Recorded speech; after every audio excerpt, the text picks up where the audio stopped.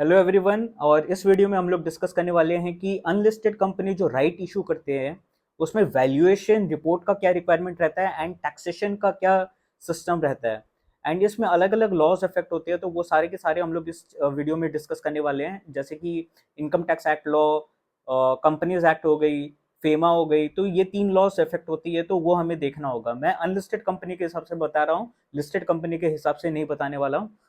तो उसका सिस्टम अलग रहता है थोड़ा सा। तो कंपनीज एक्ट के ऊपर में हम लोग बात करते हैं सबसे पहले।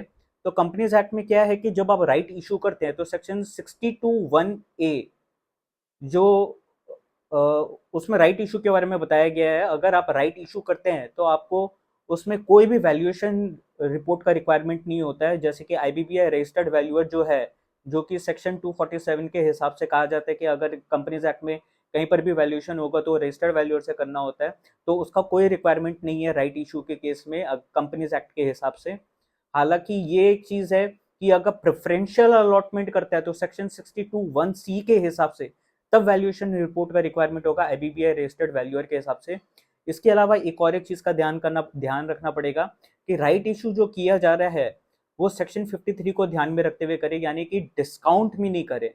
मतलब कि मान लीजिए कि जो फेस वैल्यू है वो 10 रुपीज है, आप 8 रुपीज में राइट इशू करना चाहते हैं तो वो नहीं हो सकता, वो सेक्शन 53 का उल्लंघन हो जाएगा। तो ये हो गया कंपनीज एक्ट।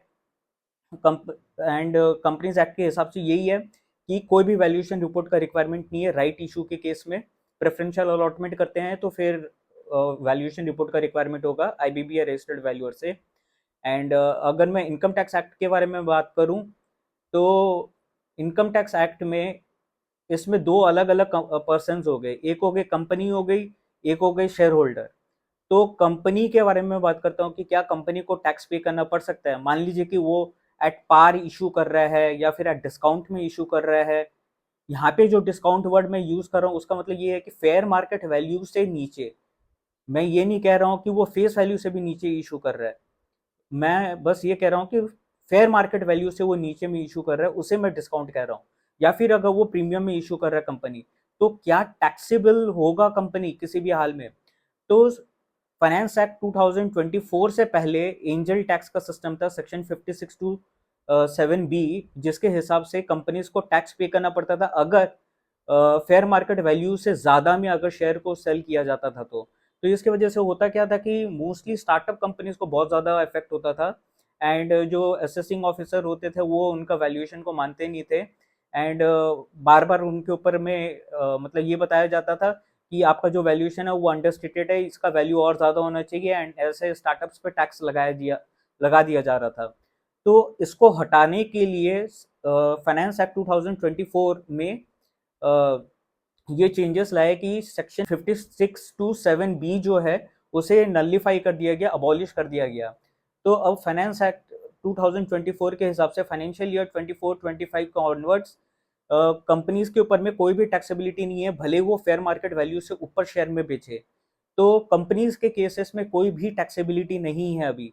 हालांकि बस यही है कि अगर राइट इशू आपने किया है प्रीमियम में एंड फाइनेंस एक्ट मतलब कि फाइनेंशियल ईयर 2023-24 में किया है, तो उस केस में असेसिंग ऑफिसर उसका स्क्रूटनी कर सकता है। एंड अब शेयर होल्डर के ऊपर हम बात करते हैं कि क्या शेयर होल्डर को टैक्स पे करना पड़ेगा। तो उसका भी अलग अलग सिस्टम है। अब इसमें मान लीजिए कि जो कंपनी है वो राइट इशू जो कर रही है वो कर रही है एट पार।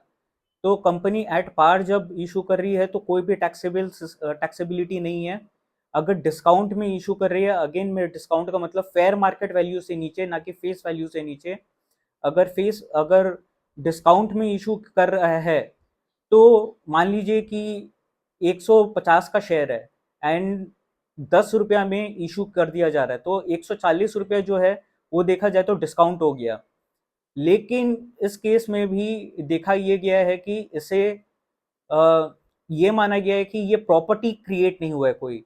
तो अगर प्रॉपर्टी क्रिएट नहीं हुआ है तो कोई टैक्सेबल नहीं होगा।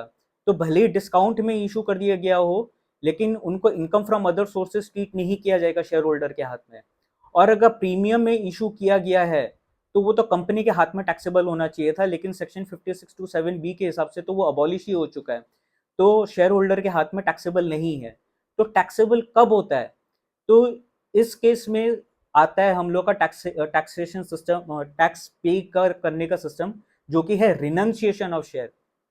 तो बहुत लोग क्या करते हैं कि प्रेफरेंशियल अलॉटमेंट करने की जगह में रिनंसिएशन ऑफ शेयर्स कर देते हैं, ताकि उन्हें ऐसा लगता है कि कहीं पर भी उनको मतलब कि वो लॉ को मतलब बाईपास कर लेंगे, एंड ना उनको कंपनी एक्ट में वैल्यूएशन करना पड़ेगा, ना इनकम टैक्स में वैल्यूएशन करना पड़ेगा। तो वो लोग बहुत ज़्यादा बुद्धि लगा लेते हैं। तो अब होता क्या है कि रिनंसिएशन के केस में मान लीजिए कि एट पार ही रिनंसिएशन किया गया है, तो कोई टैक्सेबल नहीं होगा, शेयर होल्डर के हाथ में कोई टैक्सेबिलिटी नहीं होगा। अगर प्रीमियम में इशू किया गया है तो भी शेयर होल्डर के हाथ में कोई भी टैक्सेबिलिटी नहीं होगा। लेकिन अगर डिस्काउंट में इशू किया गया है, मान लीजिए कि 150 का शेयर है, 10 रुपया में इशू किया गया था, अब उसे रिनाउंस कर दिया, जो एग्जिस्टिंग शेयर होल्डर थे वो सबके सब, मान लीजिए कि A B C D 4 shareholder है, उसमें से ए बी सी ने रिनाउंस कर दिया अपना शेयर और डी को दे दिया, तो डी के हाथ में सारे के सारे राइट इशू आ गए। या फिर मान लीजिए कि ए बी सी डी है, उसमें से ए बी ने रिनाउंस कर दिया और सी और डी के पास में राइट इशू के सारे शेयर्स आ गए। तो अब इस केस में होता क्या है कि अब मान लीजिए कि 150 का शेयर 10 रुपया में दिया, तो 140 रुपया जो है वो income from other sources treat हुआ जाएगा इन दो शेयर होल्डर के नाम पे, सी डी, या फिर मान लीजिए कि अगर सिर्फ डी के नाम पे अगर कर दिया गया है तो सिर्फ डी टैक्सेबल होगा और income from other sources treat होगा। हालांकि इनकम टैक्स एक्ट में ये बात कहीं पर भी नहीं लिखा हुआ है, लेकिन काफी सारे केस लॉज है जो अगर आप सर्च करेंगे तो उसमें ये बताया गया है कि अगर रिनंसिएशन हो रहा है तो डिसप्रोपोर्शनेट ऑफ शेयर होल्डिंग हो जा रहा है, मतलब प्रोपोर्शनेट शेयर होल्डिंग नहीं हो रहा है। तो डिसप्रोपोर्शनेट शेयर होल्डिंग के केसेस में क्रिएशन ऑफ प्रॉपर्टी हो जाता है, एंड क्रिएशन ऑफ प्रॉपर्टी जब होता है तब उस समय टैक्सेबिलिटी आ जाता है। तो अगर आप डिस्काउंट में शेयर को दे रहे हैं किसी एक शेयर होल्डर या दो शेयर होल्डर को, मतलब कि सारे एग्जिस्टिंग शेयर होल्डर को नहीं दे रहे हैं, किसी किसी को दे रहे हैं रिनाउंस करके, तो उस केसेस में टैक्स लग जाता है। तो अब इस केस में इनकम टैक्स एक्ट के अंदर में आपको वैल्यूएशन करवाना पड़ता है। वो आ गया आपका सेक्शन 56 टू 10। हालांकि एक और चीज है, अगर रिनंसिएशन जो कर रहा है वो रिलेटिव के डेफिनेशन में आ जा रहा है, जैसे कि 56(2) के अंदर में रिलेटिव के डेफिनेशन में आ जा रहा है, तो भले ही एट डिस्काउंट का इशू किया जा रहा हो तो भी वो एग्जम्प्ट रहेगा, कोई टैक्सेबल नहीं होगा। लेकिन अगर अगर वो जो पर्सन है जो रिनंसिएट कर रहा है वो रिलेटिव के डेफिनेशन में नहीं आता है, तो सेक्शन 56(2)(10) एप्लीकेबल हो जाएगा, जिसके हिसाब से ये कि जो रिसीवर है उसका फेयर मार्केट वैल्यू अगर 50,000 से ज़्यादा है जो उनको फ़ायदा हो रहा है, तो वो टैक्सेबल हो जाएगा इनकम फ्रॉम अदर सोर्सेज के हेड में। तो यहाँ पे हम लोग समझ पा रहे हैं कि इनकम टैक्स एक्ट के अंदर में वैल्यूएशन चाहिए। तो अब बात आ जाता है कि वैल्यूएशन करेगा कौन। तो सेक्शन 56(2)(10) जो है वो बताता है कि जो वैल्यूएशन होगा वो रूल 11 यूए 1 के हिसाब से होगा।